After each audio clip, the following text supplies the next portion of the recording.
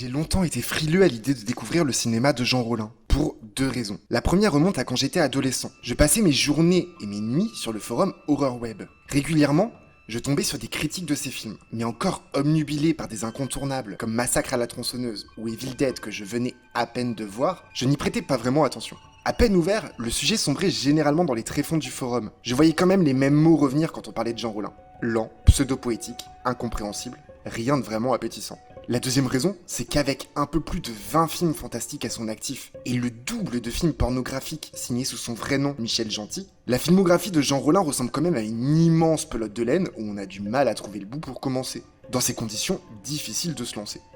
Le temps passe et j'ai vu d'autres films cultes. J'en ai parlé avec les membres du forum pendant plusieurs années. Je me suis parfois laissé aller à quelques films un peu plus méconnus, bien sûr, quand on me les recommandait. La communauté du forum a grandi, on avait nos propres privés de jokes et nos discussions habituelles. Et puis, j'ai vu Horror Web mourir.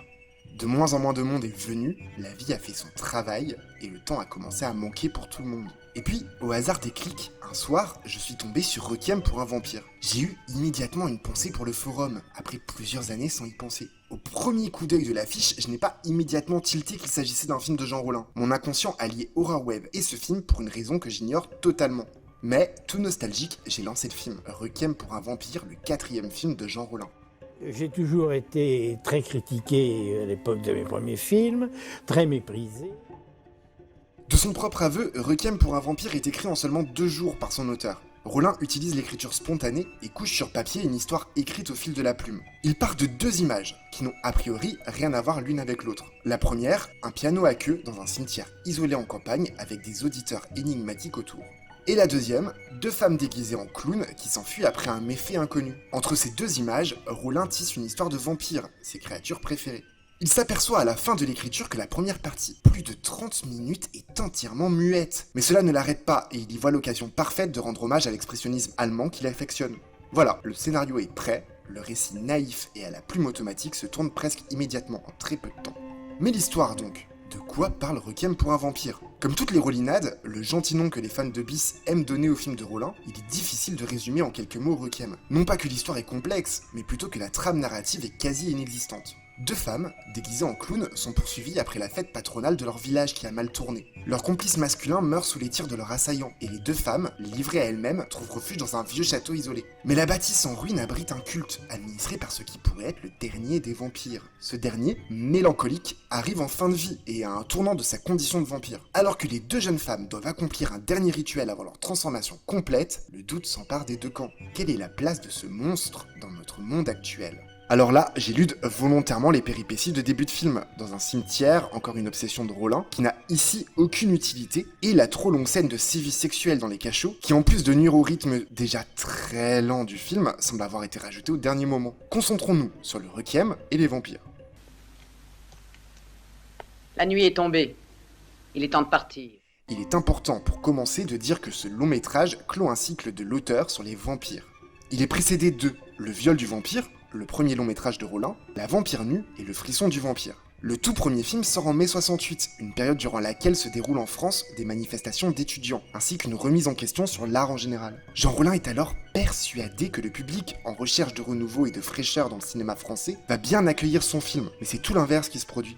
Durant la première, des spectateurs déchaînés se moquent ouvertement du viol du vampire. Ils arrachent les sièges, hurlent, et le réalisateur est même menacé de se faire péter la gueule selon ses propres termes. Il se cache pendant une courte période et essaie de se faire oublier, mais contre toute attente, le film réalise des chiffres plutôt corrects dans le reste de la France. Et Rollin trouve de nouveau un budget pour un second film. Naturellement, il ne lâche pas son bien-aimé vampire. Après 3 films, Requiem est une synthèse du cinéma de Rollin, le premier film synthèse de son auteur. Rollin a eu le temps de voir les spectateurs rire devant ses films, et a lu les critiques assassines de Télérama et les autres journaux spécialisés. Il a eu le temps de comprendre que son œuvre n'est pas appréciée. Pire pour lui, qu'elle est ignorée.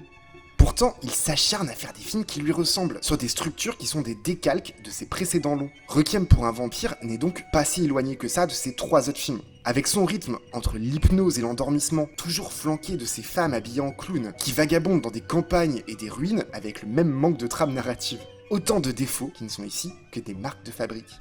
Mais ce qui tranche avec le reste, c'est que pour ce film-là, Rollin semble avoir conscience de son statut. Comme résigné, il trace 2 univers distincts. Le jour, d'abord, dénué de musique, naturaliste, fait de jeunes femmes qui ressemblent à des pantins désarticulés qui marchent à travers une campagne franchouillarde. Et la nuit, ensuite, remplie de tout ce qu'il aime, des vampires, du sexe et de la poésie. Et nous voici donc au fameux requiem du titre. Il est facile de tracer un parallèle entre le vampire désabusé et marginal, qui ne croit plus en rien, qui continue machinalement de faire ce qu'il doit faire sans en tirer une quelconque victoire émotionnelle, et Jean Rollin, alors moqué et laissé dans l'ombre. Il n'est donc pas surprenant de savoir que Requiem pour un vampire est le film préféré de Jean Rollin. En aparté, je vous conseille de voir ce film tard le soir, quand vous êtes dans un état plutôt second. Lâchez prise. Laissez-vous porter par l'ambiance et l'aura du film. Autre conseil, les films de Jean Rollin ont cette particularité de n'être construits que comme une succession d'images, les visions de son auteur comme raconté au début. Vous pouvez couper le son et mettre la musique de votre choix, celle qui vous fait du bien, et le film ne perdra presque pas de sa poésie. Pourquoi? Tu as caché quelqu'un. Où est-il? Tu sais, je t'aime autant que tu m'aimes. Nous avons fui ensemble, et je t'aimerai toujours. Mais il faut que je sache où il se trouve. Jean Rollin nous quitte discrètement en 2010. Non, l'homme n'est pas immortel, contrairement au vampire qu'il a tant aimé mettre en scène. L'absence de son nom à l'hommage aux disparus diffusé pendant la cérémonie des Césars apparaît comme la parfaite illustration des sujets ouverts sur Our Web à l'époque. On l'ignore. Le réalisateur s'inscrit depuis toujours comme une contre-histoire, qui est d'abord celle des grands oubliés de la plus évidente. Relayé à la page 40 dans un forum mort, on trouve encore quelques survivants pour parler de son cinéma. Et depuis peu, il semblerait que des réalisateurs comme Yann Gonzalez ressuscitent un peu le monstre. Je suis retourné sur Our Web après Requiem. J'ai retrouvé ces gens qui m'ont tout partagé. J'ai relu nos anciens échanges, toujours bienveillants, le cœur à la bonne place. J'y ai vu tout ce que j'ai vu dans le film de Rollin, de l'amour à l'ouvrage, dans les mots, même à la fin quand plus personne ne nous lisait et qu'on était voué à l'oubli. C'est peut-être pour ça que mon inconscient a fait le lien.